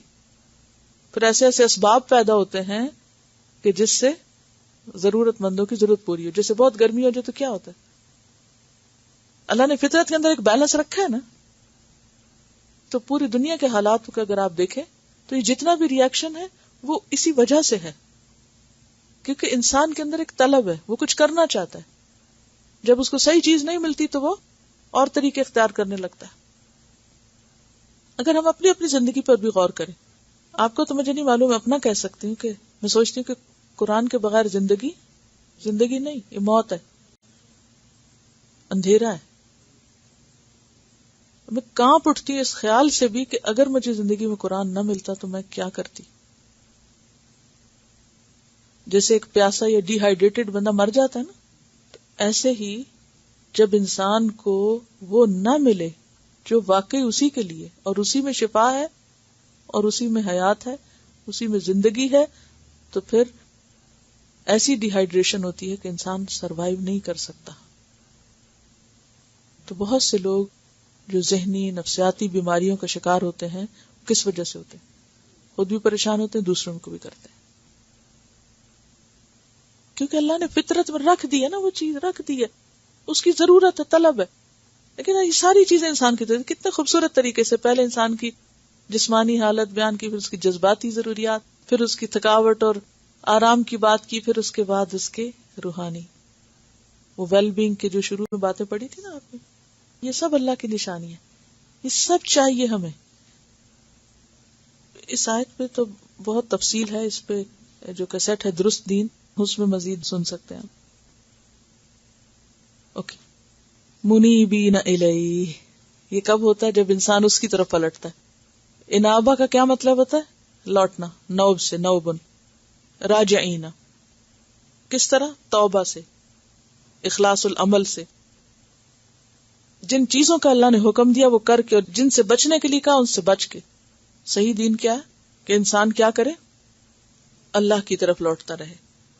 واتقوہ، اور اس سے ڈرے. واقیموا الصلاۃ، اور نماز قائم کرے. ولا تکونوا من المشرکین، اور نہ تم ہو جاؤ مشرکین میں سے۔ شرک کب آتا ہے؟ جب انسان اصل مرکز سے ہٹ جاتا ہے، جب اس کا مرکز عقیدت بدلتا ہے، جب وہ اللہ کے سوا دوسروں کی طرف جھک جاتا ہے، خواہ اپنا نفس ہو، خواہشات نفس کی پیروی کرے یا کسی بیرونی چیز کی پیروی کرے۔ کتنے واسٹ معنوں میں یہاں شرک آ رہا ہے۔ وَلَا تَكُونُوا مِنَ الْمُشْرِكِينَ مِنَ الَّذِينَ فَرَّقُوا دِينَهُمْ، ان لوگوں میں سے جنہوں نے اپنے دین کو ٹکڑے ٹکڑے کر دیا۔ فرق یفرق تفریق، اور دین کو ٹکڑے کب کیا جاتا ہے؟ جب انسان اپنی خواہش کی پیروی کرتا ہے۔ تو مشرکین وہ ہیں جنہوں نے دین فطرت اور دین حق میں تفریق پیدا کر دی۔ وَكَانُوا شِيَعًا، اور وہ گروہ گروہ بن گئے، شیعتن کی جمع، اور شیعہ کہتے ہیں ایسی جماعت کو جو کسی مقتدا کی پیروکار ہو، یعنی جو کسی ایک امام کو مانتی ہو۔ ٹھیک، مقتدا ہوتا ہے جس کی قیادت میں وہ جا رہا ہو، کوئی اس کے فالوورز جو کسی ایک لیڈر کو فالو کریں۔ تو شیعان گروہ گروہ، یعنی زیادہ گروہ۔ اور ہر گروہ کیسے بنتا ہے؟ جب مرکز عقیدت بدلتا ہے۔ گروہ شخصیات پر بنتے ہیں عام طور پر، جیسے قبیلے۔ بہت سے قبائل کیسے وجود میں آئے؟ روم کیسے وجود میں آئے؟ اسی طرح اور بھی بہت سے نام آپ نے پڑھے۔ سبا کیسے وجود میں آئے؟ کسی جد امجد کے نام پر، کسی ایک بڑے کو فالو کرتے کرتے۔ تو اسی طرح مذہب کے اندر بھی، دین کے اندر بھی فرقے کب بنتے ہیں؟ جب بہت سے امام اور بہت سی شخصیات اہم ہو جاتی ہیں اصل امام سے ہٹ کے۔ جب اماموں کے امام کو فالو کیا جائے تو اتحاد ہوگا، اور اگر ہر گروہ اپنے امام ہی کو دوسروں سے بہتر ثابت کرنے میں لگ جائے تو اختلاف شروع ہو جائے گا۔ کل حزب بما لدیہم فرحون، ہر گروہ جو بھی ان کے پاس ہے اس پہ خوش ہو رہے ہیں۔ پھر ہر ایک کیا سمجھتا ہے؟ میں ہدایت پر ہوں اور میرے علاوہ باقی سب گمراہ ہیں۔ یہ پھر غلوب ہوتا ہے، یہیں سے خرابیاں شروع ہوتی ہیں۔ اور یاد رکھیے کہ مسلمانوں پر جتنی مصیبتیں آئی ہیں اسی وجہ سے آئی ہیں، آپس کے ایسے اختلاف اور ایسی تفرقہ بازی کی وجہ سے۔ بغداد اگر تباہ ہوا اسی وجہ سے، اسپین میں تباہی آئی تو اسی وجہ سے، کیونکہ سب سے بڑا اختلاف دین کے نام پر اختلاف ہوتا ہے۔ باقی اختلافات جو ہیں ان میں آپ دیکھیں گے کہ اتحاد کر لیتے ہیں لوگ اپنے دنیاوی مقاصد کے لیے۔ اگر آپ نے بزنس کرنا ہو تو آپ نہیں دیکھیں گے کہ آپ کا پارٹنر کون ہے، کس مذہب کا ہے، دیکھتے ہیں؟ کہیں جاب کرنا ہو تو اچھی جاب جہاں بھی ملے تو آپ یہ دیکھیں گے کہ وہ کس مذہب اور کس دین کے لوگ ہیں۔ کیا دیکھیں گے؟ فوراً اتحاد کر لیں گے، لیکن جو ہی دین کی بات آتی ہے تو اختلاف اختلاف اختلاف۔ اور پھر اصل چیز خواہشات کی پیروی ہوتی ہے۔ تو یہاں پر من الذین فرقوا دینہم وکانوا شیعا، دنیا میں جتنے بھی مذاہب پیدا ہوئے، اصل دین کون سا تھا جو اللہ نے بھیجا آدم علیہ السلام کے ساتھ؟ دین توحید۔ ابراہیم علیہ السلام نے کس کی طرح ڈالی؟ دین توحید۔ محمد صلی اللہ علیہ وسلم کیا لے کر آئے؟ توحید۔ ہر پیغمبر کی ایک تعلیم تھی۔ پھر ایک قوم ختم ہوئی، سب اہل شرک ختم ہوئے، توحید والے باقی رہے۔ پھر وہاں سے اختلاف شروع ہو، پھر وہ ختم ہوئے، پھر اختلاف شروع ہو۔ قوم نوح کے بعد عاد، عاد کے بعد سمود، سب کا ایک ہی مسئلہ تھا۔ تو اصل دین کیا ہے پھر؟ درست دین کیا ہے؟ کہ جس کی بنیاد توحید پر ہو اور جس میں انسان اللہ کو اپنا مرکز محبت بنائے، اور جس میں انسان شخصیتوں کی وجہ سے نہیں یا پھر دین میں خود ساختہ اضافوں کی وجہ سے نہیں، بلکہ اللہ کی بات پر خود کو روک دے۔ کیونکہ ایک دین کئی دین اس لیے بھی بنتے ہیں کہ لوگ دین میں سادگی اختیار کرنے کی بجائے لمبی چوڑی باتیں نکالنے لگتے ہیں، اضافی بحثیں شروع کر دیتے ہیں، یا پھر یہ کہ ماحول کے اثر سے طرح کی انٹرپریٹیشن کرنے لگتے ہیں، تو پھر اصل چیز جو ہوتی ہے وہ کئی حصوں میں بٹ جاتی ہے۔ تو دین میں جتنے بھی اضافے ہیں یہ اختلاف کا سبب ہے۔ یاد رہے گا یہ جملہ؟ فرقہ واریت کا سبب کیا ہے؟ اصل دین میں اضافے، بدعات۔ اگر اصل پر آپ رہیں تو کوئی اختلاف نہیں، اور فرقے کب بنتے ہیں؟ جب اصل پہ توجہ نہیں رہتی، اضافوں پر توجہ زیادہ ہو جاتی. اور افسوس یہ کہ اس وقت عام طور پر ہمارے جو دینی تعلیم ہوتی ہے اس میں بھی جو اختلافی مسائل ہیں، اضافی باتیں ہیں، وہ زیادہ ہائی لائٹ ہوتی ہیں، اور جو اصل ہے اس کی طرف توجہ کم ہے. اگر یہ بیلنس درست ہو جائے اور اصل جو چیز ہے اس پر توجہ زیادہ ہو جائے تو آپ دیکھیں گے کہ فرقے اپنی موت آپ مر جائیں گے. فرقے واریت ہو یا شرک کی بات ہو، کیونکہ عقائد کا اختلاف، پھر عبادات کا، مختلف چیزوں کے اختلافات فرقے بناتے ہیں نا. تو عقائد میں بھی اختلافات یعنی شرک جو ہے وہ گروہ بندی کو جنم دیتا ہے. پھر اسی طرح عبادات کے طریقے میں اختلافات گروہ بندیوں کو جنم دیتا ہے. تو اصل صحیح دین پر اگر انسان رہے تو خود بخود یہ چیزیں ختم ہو جائیں گی. غیر اللہ کے سہارے کیا ہیں؟ بیت العنکبوت ہیں. آپ ان کو ہاتھ تو رکھیں، ایسے چمٹیں گے آپ کو. اور ویسے بھی آپ دیکھیں کہ اللہ کے سوا جتنی چیزیں ہیں ان سب کو زندہ رکھنا پڑتا ہے نا، تب وہ زندہ رہتی. غیر اللہ جو ہیں، جتنے بھی غیر اللہ ہیں، ان سب کی شان آپ کو بلند کر کے ان کو نمایاں کرنا پڑتا ہے، شخصیتوں کو نمایاں کرنا پڑتا ہے. اور اسی طرح باقی جن چیزوں کو آپ اصل دین بنا لیتے ہیں، اصل دین سے ہٹ کے، لیکن دین کی بنیادوں سے ہٹ کے جب اختلافی باتوں کے اوپر آپ زیادہ زور دینے لگ جائیں، ان پہ زیادہ آپ توجہ دینے لگ جائیں، تو نتیجتاً کیا ہوگا؟ اختلاف ہوگا. اور اس کی پیچھے وجہ کیا ہے؟ خواہشات نفس، کیونکہ مجھے یہ اچھا لگتا ہے لہٰذا مجھے اس کی پیروی کرنی.